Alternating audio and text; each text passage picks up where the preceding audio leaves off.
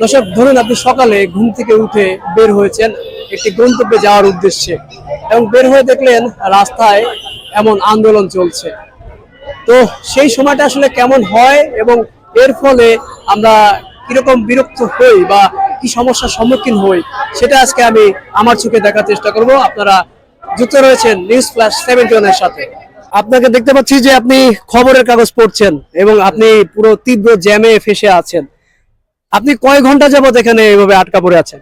আমি 3.5 ঘন্টা যাবত এখানে আটকা পড়ে আছি। আপনি তো আগে নিশ্চয়ই জানতেন না যে এই রাস্তা দিয়ে আসলে আপনাকে এভাবে আটকা পড়ে যেতে হবে। না, জানতাম না। এই বিষয়টা কিরকম দেখেন যে কিছুক্ষণ পর পর যে আন্দোলন হয়, এই বিষয়টা কেমন দেখেন আপনি? আমার মনে হয় রাস্তা বন্ধ করে আন্দোলন করা ঠিক না, রাস্তা ছেড়ে দেওয়া দরকার। অনেক মানুষ কষ্ট পাইতেছে, আমরা কষ্ট পাইতেছি। আর্থিক ভাবে তো ক্ষতির সম্মুখীন হতে হ্যাঁ, হয়। আর্থিক ভাবে কাজ করতে পারতেছি না, যাত্রী নিতে পারতেছি না। তো দর্শক, আপনারা শুনলেন, ওনার মতো কিন্তু একইভাবে কিন্তু অলস সময় পার করছে অত্র স্থানের সাধারণ মানুষ, যারা গণপরিবহনে এবং নিজের ব্যক্তিগত পরিবহনের মাধ্যমে যারা যাতায়াত করছিল, তারা কিন্তু এভাবে কিন্তু ঘন্টার পর ঘন্টা এভাবে কিন্তু অলস সময় কিন্তু পার করে যাচ্ছে। কখন এটার সমাধান হবে এটা কিন্তু আদৌ কেউই জানে না, শিক্ষার্থীরাও জানে না এবং যারা এখানে যানবাহন নিয়ে যারা অবস্থান করছেন তারাও কিন্তু জানেন না। এক যাত্রী নিয়ে আইছি প্রথম টিপে, আমার বাসা জিগাতলা। জিগাতলা থেকে মনে করেন এক টিপ নিয়ে আইছি। আমার 384 টাকা ভাড়া, আমি 284 টাকা ভাড়া পাইছি। যাত্রী আমাকে টাকা না দিয়ে চলে গেছে জামের কারণে। ওনার লোকেশন আসলে যে পুরান ঢাকা, যাইতে পারবে না দেখে উনি ভাড়াও দেয় না, আমার 100 টাকা দিয়ে চলে যায়।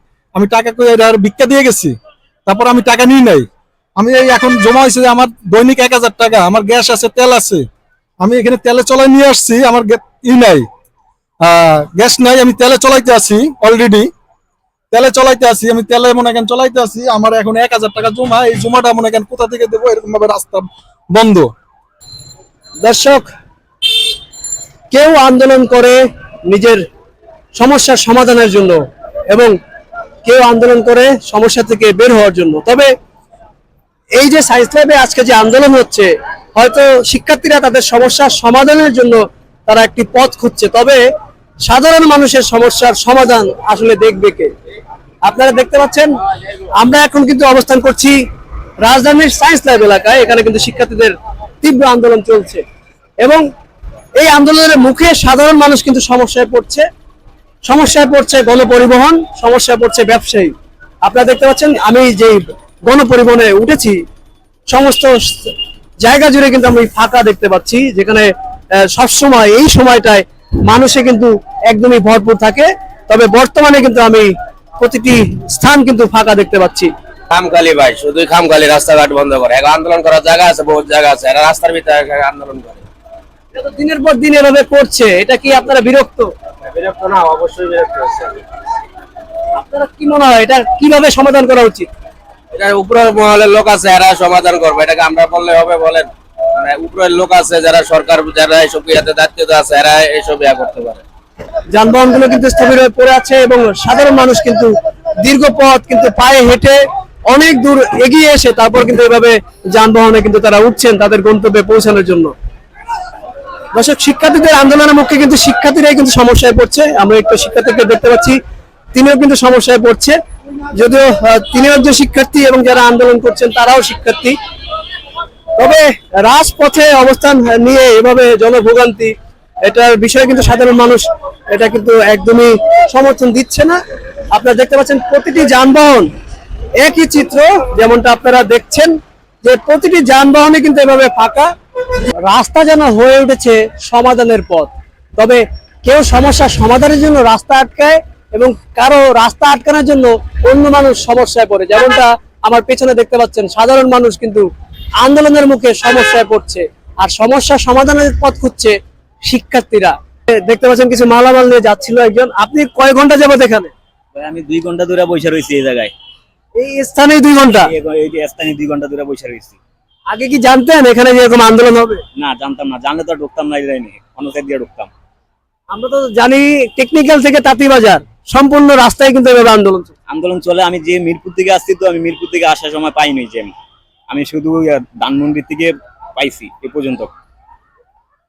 আচ্ছা দর্শক, আপনারা শুনলেন প্রায় 1 থেকে 2 ঘন্টা যাবত কিন্তু তিনি আটকা পড়ে আছে। এবং এখানে আমি এই মোটরসাইকেলটাও আমি প্রায় বেশ অনেকটা সময় ধরে কিন্তু একই স্থানে দেখতে পাচ্ছি। ওনার মতো কিন্তু একই চিত্র প্রতিটি জায়গায় আমি দেখতে পাচ্ছি, আপনারাও দেখতে পাচ্ছেন। যানবাহনগুলো কিন্তু একভাবেই কিন্তু পড়ে আছে। এই সমস্যার কথা আসলে কে দেখবে? সমস্যা সমাধানের জন্য কেউ আন্দোলন করছে এবং অন্য ব্যক্তিদের কিন্তু সমস্যায় ফেলে দিচ্ছে। আমি তো প্রায় 2 ঘন্টা হয়ে গেছে ভাইয়া। 2 ঘন্টা হয়ে গেছে। আগে তো নিশ্চয়ই জানতেন না এখানে আসলে এমন হবে। এখান থেকে আমি জানতাম তো আমি এখান থেকে ঢুকতাম না, তাই আমি অন্য কোনো সাইডে বেড়াইতাম। আচ্ছা, এই যে আন্দোলনগুলো যে হয়, এগুলো কি আপনার মনে হয় যে এগুলো আগে ভাগে জানিয়ে দেওয়া উচিত? যে এটা আগে ভাগে জানিয়ে দেওয়াটা অবশ্যই দরকার, কেন অনেক সময় এমার্জেন্সি কাজও থাকে লোকে। এই যে বসে রয়েছি, বাচ্চা কাচ্চা গাড়িতে নেমে গেছে, বাচ্চা কাচ্চা আমি আমার মায়ের কাছে দিয়েছি, মানে বাচ্চা কাচ্চা তো খিদা, তো তারা কান্দাকাটি করতেছে। মানে কি করবো ভাই, বলার তো করার তো কিছু নাই, সবকিছু উনাদের হাতে, বুঝতে পারলাম। আন্দোলনকারীদের হাতে সবকিছু, পাবলিক হাতে কিছু নাই। আচ্ছা, তারা তো তাদের সমস্যা সমাধানের জন্য রাস্তায় নেমেছে, আন্দোলন করছে। এটার জন্য তো আপনারা আবার সমস্যায় পড়ে যাচ্ছেন। তাহলে একজনের সমস্যার আরেকজনের সমাধান। এই অনর্থক কষ্টটা আমরা জনগণ করতেছি, অনর্থক কষ্টটা আমরা জনগণ মা বোন নিয়ে আজকে রাস্তায় বসে আছি। যারা এখানে আন্দোলন করছে তারা তো শিক্ষার্থী, তাদের তো বাবা মা বা আত্মীয় স্বজন রাস্তায় আছে, তারাও তো এরকম আন্দোলনের কারণে রাস্তায় আটকা পড়ে আছে না? আছে এটা মা বোন কষ্ট করতেছে, ছোট ছোট বাচ্চারা কষ্ট করতেছে, এটা অনর্থক কষ্ট বাবা। আপনাদের সড়কে অবস্থানের মূল কারণটা আসলে কি একটু যদি বিস্তারিত বলতেন? আজকে অবস্থানের মূল কারণ হচ্ছে ঢাকা কেন্দ্রীয় বিশ্ববিদ্যালয়ের অধ্যাদেশ জারির যে দাবি, সেই দাবি পূরণের লক্ষ্যে আমাদের আজকে অবরোধ করা। এর আগেও আমরা বেশ কয়েকবার এভাবে আন্দোলন করেছি এবং আমাদেরকে রাষ্ট্রের পক্ষ থেকে সময় দেওয়া হয়েছে, মানে সময় নেওয়া হয়েছিল আমাদের কাছ থেকে।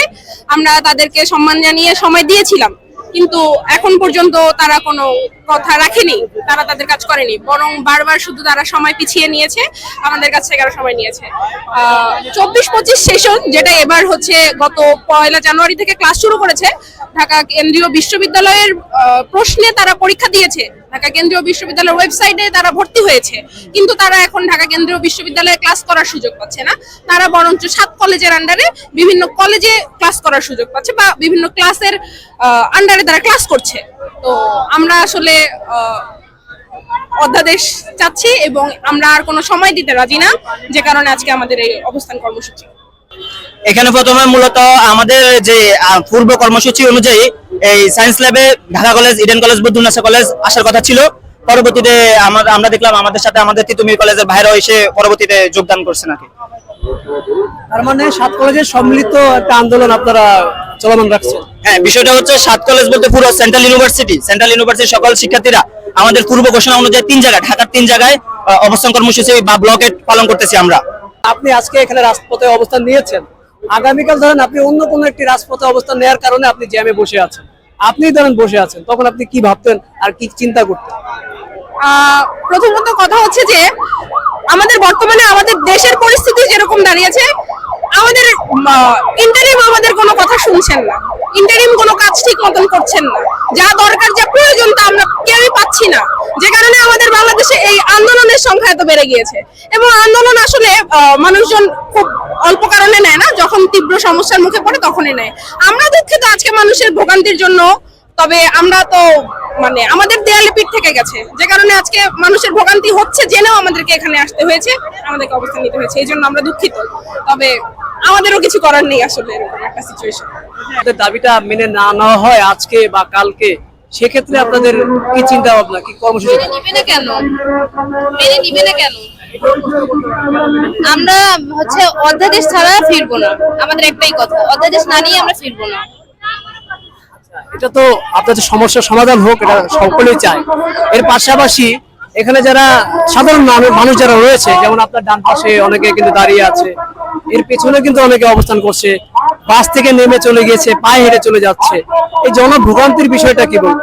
ভোগান্তি তো আমরা করতেছি না, আমরাও তো চাইনি যে আমরা রাস্তায় এসে ক্লাসরুম ছেড়ে বা পড়াশোনার টেবিল ছেড়ে আমরা রাস্তায় এসে এভাবে বসে থাকলে তো আমাদেরও ভালো লাগতেছে না, লাগতেছে কি? কখনোই না। সাধারণ মানুষের ভোগান্তি হোক এটা আমরা কখনোই চাই না, কিন্তু সরকার তো আমাদেরকে নিতে বাধ্য করতেছে, আমরা আসতেছি। তাই তো আমরা তো ইচ্ছে করে আসতেছি না, আমাদেরকে তো জোর করে নিয়ে আসতেছে।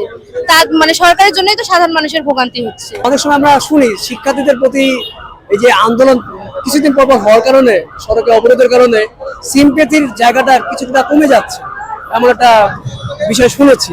এই বিষয়টা কি বলবো? হ্যাঁ, এটা এটা সত্যি, এটা আমিও মানছি। এখন আর হচ্ছে ধরেন 24-এর আন্দোলনের পরে শিক্ষার্থীদের প্রতি মানুষের যে একটা আলাদা একটা সফট কর্নার ছিল সেটা কমে যাচ্ছে, এরকম কিছু ভোগান্তি হচ্ছে মানুষের, সাধারণ জনগণের এই জন্য। তবে 24-এর পরবর্তী সময়ে বা আমরা 24-এর আন্দোলন করেছিলাম যেরকম উদ্দেশ্য রেখে যে ফ্যাসিস্ট মুক্ত দেশে আমরা সুন্দর মতো বসবাস করতে পারবো, সেই রকম আমরা কোনো কিছু পাচ্ছি না, যে কারণে এরকম সমস্যার সৃষ্টি হচ্ছে, এরকম ভোগান্তির সৃষ্টি হচ্ছে। এটা আসলে আমাদের প্রত্যেককেই বুঝতে হবে, শিক্ষার্থীদেরও বুঝতে হবে এবং সাধারণ যারা ভোগান্তির শিকার হচ্ছে তাদেরও বুঝতে হবে যে সবটাই অযৌক্তিক না, কিছু কিছু ক্ষেত্রে এগুলোও যৌক্তিক। আমরা প্রায় দেখি এমন আন্দোলন হয়, এর কারণে কিন্তু জনভোগান্তির একটা বিষয় আসে। এটার সমাধান কিভাবে হতে পারে বলে আপনার মনে হয়? দেখেন, আন্দোলন করতেছি, জনগণ হচ্ছে, আমরা বিষয়টার জন্য খুবই দুঃখিত। আমরা দেখতেছি মানুষ কতটা ভোগান্তির মধ্যে আছে, এর দায়ভার সম্পূর্ণ সরকারকে নিতে হবে। কারণ সরকার 1.5 বছর একটা অধ্যাদেশ নিয়ে, সরকার 1.5 বছর আমাদেরকে এই অধ্যাদেশ একবার দিবে ঘোষণা হচ্ছে এমন আমাদেরকে বারবার পিছাচ্ছে, বিষয়টা অত্যন্ত দুঃখজনক। আমরা চাই সরকার এটা অধ্যাদেশটা দিয়ে দিক, তাহলে আমরা মনে করি জনভোগান্তি আর হবে না। কিন্তু সরকারের যে দায়টা বললেন, সরকারের কাছে তো সাধারণ মানুষ যেতে পারছে না। সাধারণ মানুষ তো ধরেন এখানে যানবাহন করতে বের হয়ে যাচ্ছে, বিরক্ত হচ্ছে, মন খারাপ করছে। দেখেন, আমরা আমাদের প্রতি তারা বিদ্বেষ হবে, এটা স্বাভাবিক, কিন্তু হচ্ছে আমরা তাদেরকে বুঝাতে চাই যে বা বলতে চাই, আমরা দীর্ঘ 1.5 বছর ধরে আমাদের 24 সেশনে অনেক ইউনিভার্সিটিতে ক্লাস শুরু হয়ে গেছে, তাদের সেমিস্টারও চলতেছে, কিন্তু আপনার দুঃখের বিষয় যে আমাদের সেন্ট্রাল ইউনিভার্সিটিতে রিসেন্টলি আমাদের ক্লাস শুরু হয়েছে, আমাদের কোনো বেসি নাই, রেজিস্টার নাই, আমাদের কোনো সিলেবাস নাই, এই জন্য এবং আমাদের কোনো অধ্যাদেশ নাই। আমরা চাই সরকার আমাদের অধ্যাদেশ দিয়ে দিক, আমরা এক মুহূর্ত রাস্তা থাকবো না। আমরা যদি আজকে বলে আজকে অধ্যাদেশ দিয়ে দিবে, আমরা আজকে উঠে যাবো রাস্তা থেকে। ক্যাবিনেটের পর ক্যাবিনেট বসতেছে, মন্ত্রী পরিষদ বসতেছে, কিন্তু আমাদের গ্যাজেট প্রকাশ হচ্ছে না। আগামীকাল ক্যাবিনেট বসবে, কিন্তু গতকাল হেরা কি করছে, প্রেস ব্রিফিং করছে যে সময় লাগবে, সময় যেতে যেতে 1.5 বছর হয়ে গেছে। এখন হচ্ছে কালকে যে মন্ত্রী পরিষদ, ওই পরিষদে আমাদের চূড়ান্ত গ্যাজেট প্রকাশ করতে হবে, এই কারণে আমরা আজকে এখানে এসেছি। আপনারা নাহলে একটা সমস্যার সমাধান হয়তো পেয়ে যেতে পারেন, তবে সড়ক অবরোধের কারণে যখন সাধারণ মানুষের সমস্যা হয়, সেটা সমাধান কিভাবে পাবে?